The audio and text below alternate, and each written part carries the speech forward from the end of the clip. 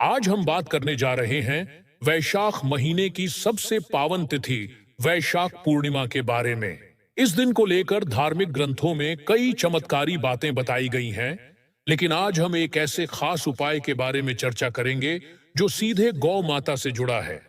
कहा जाता है कि अगर इस दिन आप सिर्फ एक विशेष चीज गाय को खिला दें, तो न सिर्फ आपके जीवन की कई परेशानियां दूर हो सकती हैं, बल्कि यह उपाय 33 करोड़ देवी देवताओं को प्रसन्न करने जितना पुण्य देता है। इस वीडियो में हम आपको बताएंगे वैशाख पूर्णिमा की सही तिथि, शुभ मुहूर्त, भद्राकाल और चंद्रमा उदय का समय भी, ताकि आप सभी कार्य सही समय पर कर सकें। अंत में हम बताएंगे वह विशेष उपाय जो आपके जीवन में सकारात्मक बदलाव ला सकता है। यह उपाय केवल पूर्णिमा के दिन ही करना होता है, क्योंकि यह साल की सबसे शक्तिशाली और शुभ पूर्णिमा मानी जाती है। कहा जाता है कि इस दिन गौ माता की सेवा करने से मनचाही इच्छाएं शीघ्र ही पूरी होती हैं और भगवान श्री हरि विष्णु की विशेष कृपा प्राप्त होती है। तो चलिए वीडियो को आगे बढ़ाते हैं। आप सभी को वैशाख पूर्णिमा की ढेर सारी शुभकामनाएं। वैशाख महीने में जो पूर्णिमा आती है उसे वैशाख पूर्णिमा कहा जाता है। इस दिन लोग उपवास रखते हैं, पवित्र नदियों में स्नान करते हैं और दान पुण्य करते हैं। इस अवसर पर सत्यनारायण भगवान की कथा सुनने और व्रत रखने की परंपरा भी है। इसी दिन भगवान बुद्ध का जन्म हुआ था, इसलिए इसे बुद्ध पूर्णिमा भी कहा जाता है। अब जानते हैं कि साल 2025 में वैशाख पूर्णिमा कब मनाई जाएगी।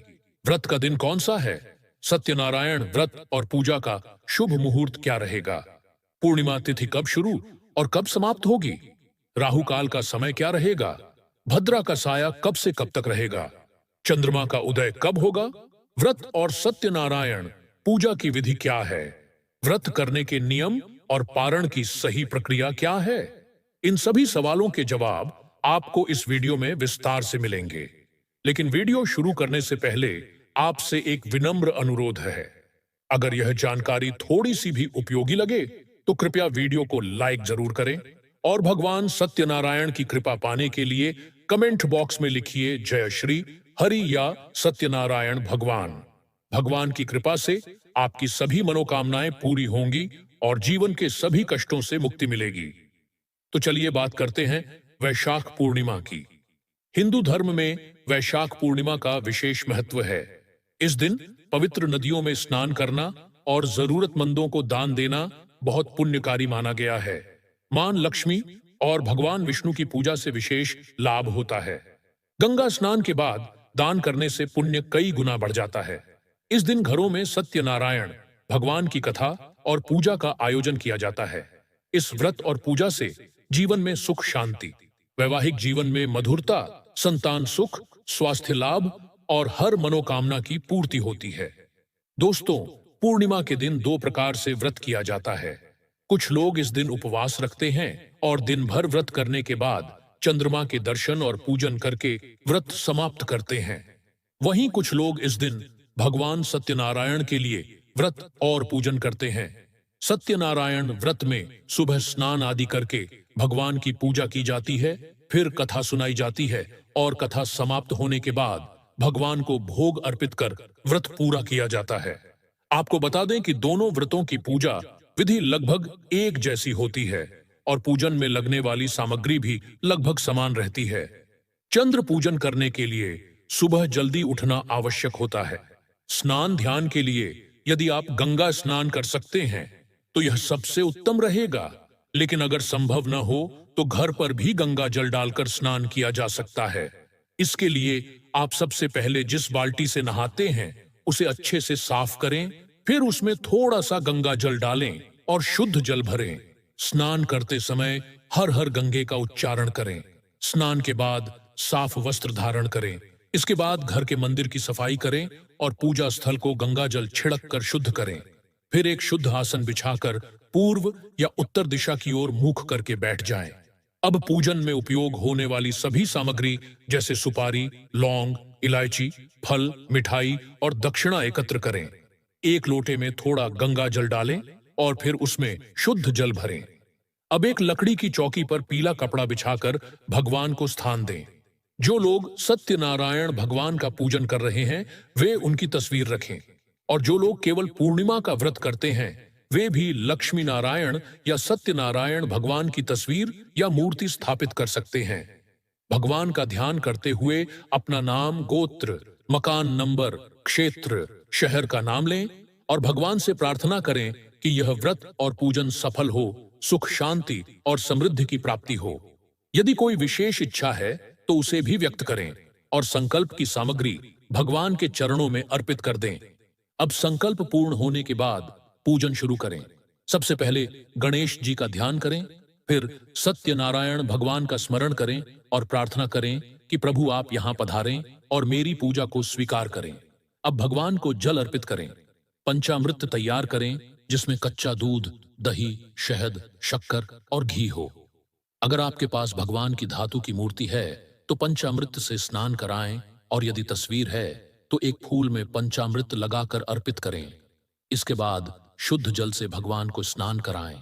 अब भगवान को वस्त्र के रूप में मौली का एक छोटा सा टुकड़ा अर्पित करें। अब भगवान को यज्ञोपवीत यानी जनेऊ अर्पित करें। इससे पहले भगवान को हल्दी या चंदन से तिलक लगाएं, फिर दीपक और धूप जलाएं और भगवान को समर्पित करें। इसके बाद भगवान को पुष्पों की माला अर्पित करें और हाथ से दीपक घुमाते हुए आरती करें। दीपक को उठाने की आवश्यकता नहीं है, आप फूल या धूप के सहारे आरती कर सकते हैं। अब भगवान को भोग लगाएं जिसमें फल, मिठाई, मिश्री, बताशे, पंचामृत और पंजीरी अवश्य शामिल हो। भोग में तुलसी का पत्ता जरूर रखें। इसके बाद भगवान को जल अर्पण करें, फिर पान के पत्ते पर 2 लौंग, 1 इलायची और 1 सुपारी रखकर भगवान को अर्पित करें। अपनी श्रद्धा के अनुसार भगवान को दक्षिणा भी अर्पित करें। फिर भगवान से प्रार्थना करें कि वे आपके इस व्रत और पूजन को स्वीकार करें। यदि पूजा में कोई गलती हो गई हो तो क्षमा याचना करें, और अपने मन की कोई इच्छा हो तो वह भी कहें। इसके बाद सत्यनारायण भगवान की कथा सुने, और यदि संभव हो तो एक छोटा सा हवन भी करें। फिर सभी को प्रसाद बांटें और स्वयं भी प्रसाद ग्रहण करें। ध्यान रखें कि भोजन करने से पहले प्रसाद जरूर लें। अब बात करते हैं व्रत और पूजा के शुभ समय की। जल अर्पण के लिए एक लोटे में थोड़ा शुद्ध जल लें, उसमें कच्चा दूध और कुछ अक्षत मिलाएं। फिर यह जल चंद्रमा को अर्पित करें और चंद्रमा के मंत्र का उच्चारण करते हुए प्रार्थना करें कि घर में सुख, शांति और समृद्धि बनी रहे। चंद्रमा को जल अर्पित करने के बाद व्रत पूर्ण होता है और फिर व्रत का पारण किया जाता है। इसके बाद फलाहार या सात्विक भोजन करें। वैशाख पूर्णिमा के दिन चंद्रमा से जुड़ी वस्तुओं का दान करना भी शुभ माना जाता है। अब बात करते हैं वैशाख पूर्णिमा की तिथि, व्रत और पूजा के समय की। साल 2025 में वैशाख पूर्णिमा तिथि शुरू होगी 11 मई की रात 8:01 पर और समाप्त होगी 12 मई की रात 10:25 पर। इस प्रकार उदया तिथि के अनुसार वैशाख पूर्णिमा का पर्व 12 मई सोमवार को मनाया जाएगा। इसी दिन स्नान, दान और सत्यनारायण व्रत भी किया जाएगा। सूर्योदय का समय सुबह 5:32 और सूर्यास्त का समय शाम 7:30 रहेगा। ब्रह्म मुहूर्त सुबह 4:08 से 4:50 तक रहेगा, जो स्नान और दान के लिए अत्यंत शुभ माना जाता है। चंद्रोदय का समय शाम 6:57 पर रहेगा। सुबह की पूजा का पहला शुभ समय 5:32 से 7:14 तक और दूसरा समय 8:55 से 10:30 तक रहेगा। शाम की पूजा के लिए शुभ समय 5:32 से 7:14 तक रहेगा। दोपहर का शुभ समय 12:45 तक रहेगा। राहु काल सुबह 7:14 से 8:55 तक रहेगा। इस समय पूजा न करें। दोस्तों, राहु काल को अशुभ समय माना जाता है। इस दौरान कोई भी शुभ कार्य नहीं करना चाहिए। इस दिन भद्रा काल सुबह 5:32 से 6 बजे तक रहेगा और फिर 9:14 तक प्रभाव में रहेगा।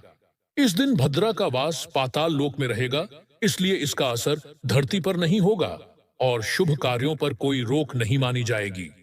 सुबह 5:32 से 6:17 तक विशिष्ट योग बन रहा है और वारयान योग पूरे दिन और रात बना रहेगा। रवि योग में किसी भी प्रकार की बाधा नहीं मानी जाती, इसलिए इस योग में दान करना बहुत शुभ होता है। वैशाख पूर्णिमा के दिन स्वाति और विशाखा नक्षत्र रहते हैं। स्वाति नक्षत्र सुबह 6:17 तक रहता है। उसके बाद विशाखा नक्षत्र शुरू हो जाता है।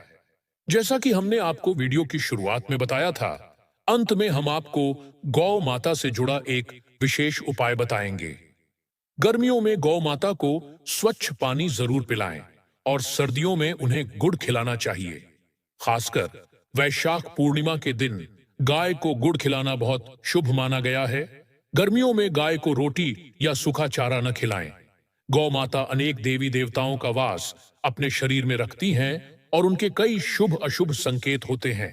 यदि दूध धोते समय गाय ठोकर मार दे और सारा दूध गिर जाए तो वह अपशगुन माना जाता है।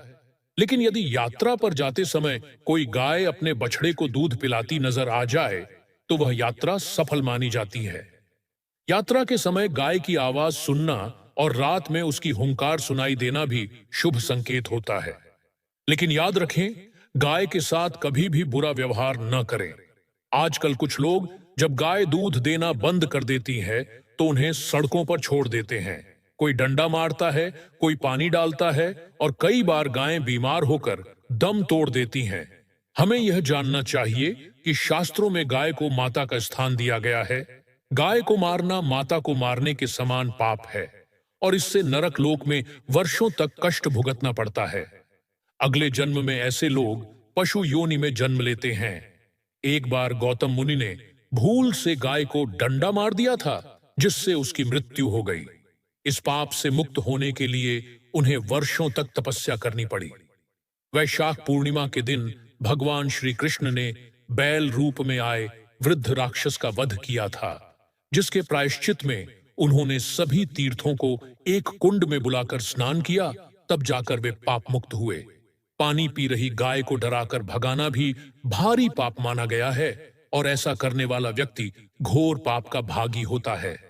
ऐसे लोग घर आपसे मुक्त होकर स्वर्ग को प्राप्त करते हैं और अगले जन्म में धन संपन्न होकर सुखमय जीवन बिताते हैं। साथ ही जो लोग आराम कर रही गाय को तकलीफ देकर उठाते हैं, वे अपने पूर्व जन्म के पापों से मुक्ति का मौका खो देते हैं। गौ माता को डंडा मारकर या उन पर पानी डालकर उठाना पाप माना गया है। ऐसे लोग अगले जन्म में दुख भोगते हैं और दर दर भटकते हैं। शास्त्रों में कहा गया है कि जो व्यक्ति गाय की सेवा करता है, उन्हें भोजन कराता है और अच्छी देखभाल करता है, उनकी सभी मनोकामनाएं पूरी होती हैं। गाय के बछड़े से बचा हुआ दूध ही मानव को लेना चाहिए, लेकिन कुछ लोग बछड़े के लिए छोड़ा गया दूध भी निकाल लेते हैं, जो कि बहुत बड़ा पाप माना गया है। ऐसा दूध ग्रहण करने वाले लोग भी दोषी बनते हैं।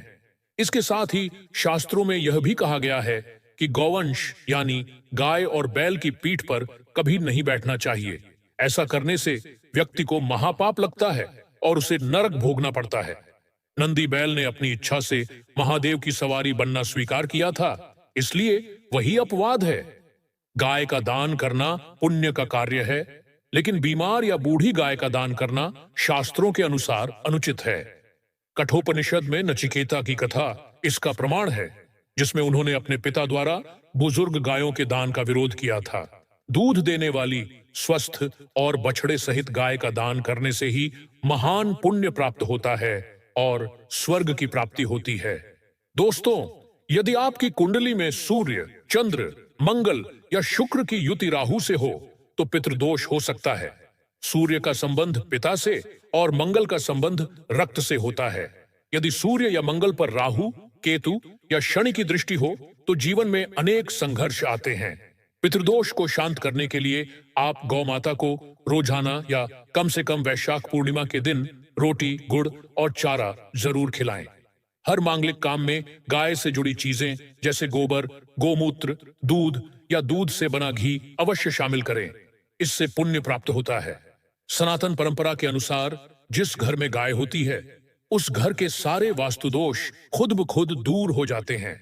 गाय के पीठ पर जो कूबड़ होता है वह बृहस्पति, गुरु का प्रतीक होता है। यदि आपकी जन्म पत्री में बृहस्पति नीच राशि मकर में हो या अशुभ भाव में स्थित हो और यात्रा पर जाते समय सामने गौ माता दिखाई दे तो उन्हें अपने दाहिनी ओर से निकलने दें। यह संकेत होता है कि आपकी यात्रा सफल होगी और साथ ही साथ यह संकेत भी जान लें।